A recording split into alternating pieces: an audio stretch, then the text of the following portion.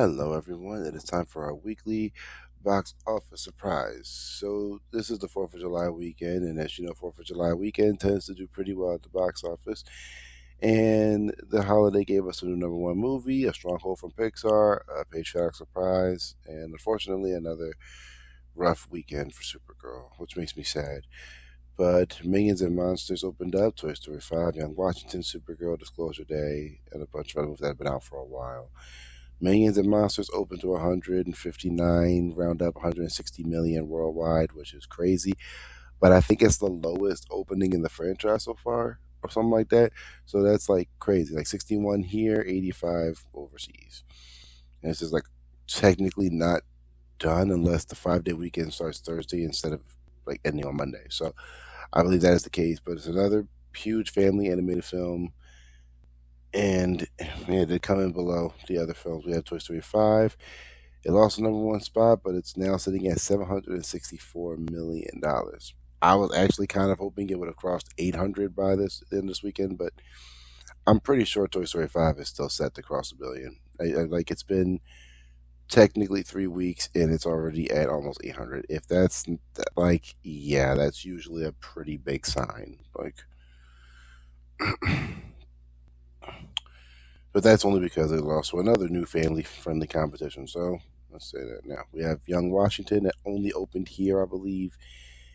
And did it really open up to, like, it opened up to a lot. And 250th anniversary of America, it's 4th of July weekend. They did exactly what they wanted to do with it by having it drop the way they did, setting it up really well.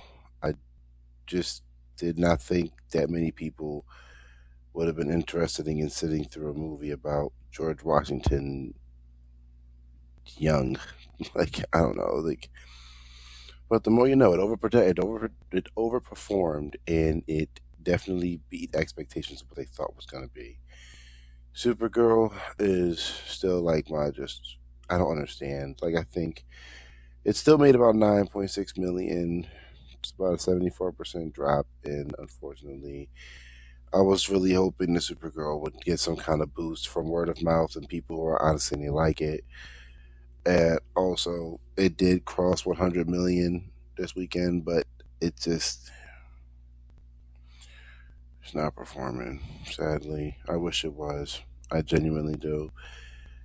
Kind of like how the guys who are upset that Masters in the Universe didn't perform like they would have liked. I genuinely feel that way about Supergirl. So, Disclosure Day is still got some solid legs. It's still going, even if it might not profit. It is still going. I think it's at like 216, and it's actually kind of one of the better performing original IPs of the summer. So this is at least a nice sign that people are interested in something original. That's at least how I feel about it. Now we're going to talk about it. The Minions, which we all knew were going to come out and blow out the water. We knew Toy Story 5 was going to hold. The uphill battle for Supergirl is unfortunately doomed. Like, I don't think Supergirl's going to really face much more after this. Like, I think it's pretty much done because there's a bunch of stuff coming out within the coming weeks. Odyssey, Spider Man, the Moana live action film. It's just not. It's just not going to hold well, unfortunately. And I was hoping international markets would kind of bolster that, but I still think we're going to need a couple more weekends. I don't think Supergirl's out everywhere, and I do think that could help it. I don't think it's going to ultimately make it a profitable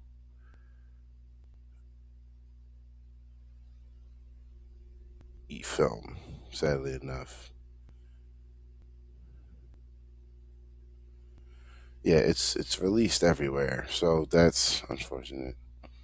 But the summer is getting stronger. That's something I want you guys to know. The summer is getting stronger, even though the holiday weekend was actually kind of down compared to last year's July 4th. But last year's July 4th was crazy. That was Jurassic. It was a Jurassic Park movie, and it's the 2026 box office is still about 13% ahead of the 2025 box office. So we are still looking good, and especially with what I just heard about Spider-Man. Spider-Man might be opening to like 500 something million when it comes out. So that's a big number. That is a humongous number.